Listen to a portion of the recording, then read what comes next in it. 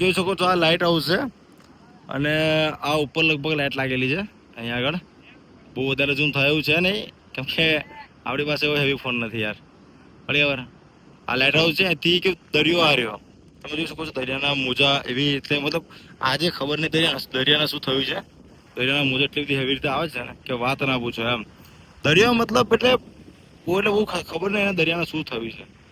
જોવા કેવી રીતે આવે છે અને ત્યાં પબ્લિક બી નાય છે તમે જોઈ શકો છો. બરાબર, અને મતલબ બહુ જ અજીબ છે. મને મતલબ કે બહુ અજીબ લાગ્યું છે. બરાબર, મને બહુ જ અજીબ લાગ્યું છે કેમ કે દરિયો મતલબ આટલી બધી ઝલક કઈ રીતે બતાવે ખબર પડતી નથી મને. કેવું ખબર છે, દરિયો આટલી બધી ઝલક કઈ રીતે બતાવે મને ખબર નથી પડતી. ગુમતીનું પાણી આખું શાંત છે અને આપણો જે દરિયો છે બરાબર, મહાસાગર મારા નામનો જ છે, આપણો નથી પણ દરિયો પણ એટલો બધો ખબર નહીં શું થયું છે એમને. કંઈક તો વાત હશે જ, કેમ કે આપણે ખબર ના હોય. આપણે તો કેવું આપણે રહ્યા નોર્મલ માણસ, આપણને ખબર ના હોય પણ કંઈક તો વાત છે. હું તમને બતાવું છું, ચિંતા કરવાની જરૂર નથી. અને બીજી ખાસ વાત છે, આવો બતાવી દઈએ. આવો ચલો. લાઇટ હાઉસ વિશે વાત છે. એ લાઇટ હાઉસની અંદર આપણે જવાનું હતું પણ થોડુંક સમય સંજોગોના કારણે એ સમય તમને બતાવું. ચલો આવો. અને બીજું આ પથ્થર તમે જોઈ શકો છો. જુઓ, આખા દ્વારકાની અંદર આ પથ્થરો બધાથી અલગ છે. એટલે મતલબ આ પથ્થર ને તમે જોઈ શકો, આ પથ્થર નહીં પેલા આ પથ્થર ની પેલી બાજુ છે ને એ પથ્થર, બધા પથ્થર અલગ છે આખા દ્વારકાની અંદર. બીજે ક્યાં આ પથ્થર મેં જોયું અત્યાર સુધી. મતલબ કેવું, હું આવ્યો છું 8-9 વાર આવ્યો છું દ્વારકાધીશના ચરણોમાં 8 થી 9 વાર આવી ગયો છું પણ અત્યાર સુધી મેં પથ્થર આવા ક્યાંય જોયું નતા. પેલો ભાઈ બોલાવો છે, તમે બતાવો લાઇટ હાઉસ વિશે તમે બતાવી દો. આવા બતાવો, આ બતાવી દઈએ. આવો ભાઈ, જે કેમેરામેન છે અમારા એમનું નામ પણ સાગર જ છે. એને મારું વિડીયો શૂટ કરે છે. આવો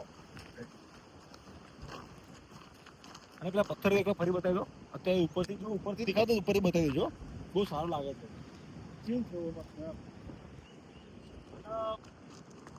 બધા ઘરમાં લગાવતા હશે એસી. અત્યારે ગરમીનો મોસમ ચાલે છે. આવો ચાલતા વાત કરીએ. અત્યારે ગરમીનો મોસમ ચાલે છે અને બધા લગાવતા હશે ઘરમાં એસી. પણ ભાઈ, જે કુદરતી હવા હોય ને એની મતલબ આપણા શરીરની અંદર જાય ને તો આખી વાત જ અલગ છે. શું કેવું સાગરભાઈ? બરાબર ને?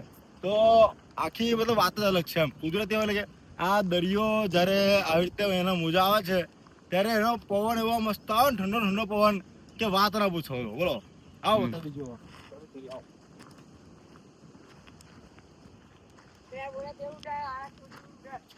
એ થોડો પાગલ છોકરો છે.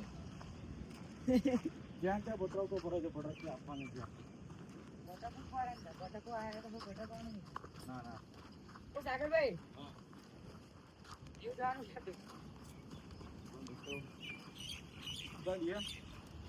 અને લાઇટ હાઉસ ની બીજી વાત ખાસ કે આપણું મારું નસીબ જ જોવાનું લાગે એવું લાગે છે.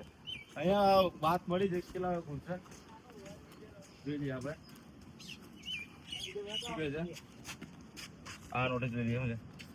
દ્વારકા દીવાદાંડીમાં પ્રવેશ ફક્ત સ્ટેશન પરિસરમાં. દ્વારકા, હા આ એક જ લખેલું છે. દ્વારકા દીવાદાંડી ટાવર ઉપર પ્રવેશની મનાઈ છે. દ્વારકા દીવાદાંડીમાં પ્રવેશનો સમય દ્વારકા તો 7:03 થી 5:30 સુધીનો છે. 7:03 થી 5:30 સુધીનો છે. પણ થોડુંક સમય સંજોગોના કારણે આપણા તુષારભાઈ થોડું એમનું કેવું તબિયત લાગે છે નોર્મલ, તો આપણે લાગે છે નીકળવું પડશે લાગે છે. તો આપણે જોઈએ છે. અને હા, બીજી ખાસ વાત જેવી કે કૃષ્ણ ભગવાનની જે મતલબ હવેલી હતી ને, હવેલી સોનાની નગરી એવી જ અહીંયા છે. બતાવી થોડુંક હું કીધું કહી દઉં છું એમને. આ જે દેખાય છે ને, શું કહેવાય એને, પેલું કબૂતરો નાખવાનું શું કહેવાય ને? ચબૂતરો. હા, ચબૂતરો. એ ચબૂતરો નથી પણ એ છે હાઈસ્કૂલ, ગર્લ્સ હોસ્ટેલ હાઈસ્કૂલ. આવો આપણે થોડું પગે મેં ચપ્પલ પહેર્યા નથી કેમ કે એવું કહે છે કે મારા જે વિડીયો શૂટ કરે સાગરભાઈ કહે છે કે પેલા દ્વારકાધીશના દર્શન કરીશ પછી ચપ્પલ પહેરીશ. એમના ભાઈ તમને સાગરભાઈના ભાઈ તમને મુલાકાત કરાવું, તમે ચિંતા ના કરશો. પણ કેમેરામેન આપણે ત્યાંથી બદલી લઈએ પછી સાગરભાઈ જોડે અમે આવતા રહીએ છીએ. ચિંતા કરવાની જરૂર નહીં. તમે બરાબર છે? આપણે બેઠા તમારા માટે જ જીવીએ છીએ પબ્લિક. અને બંધ કરે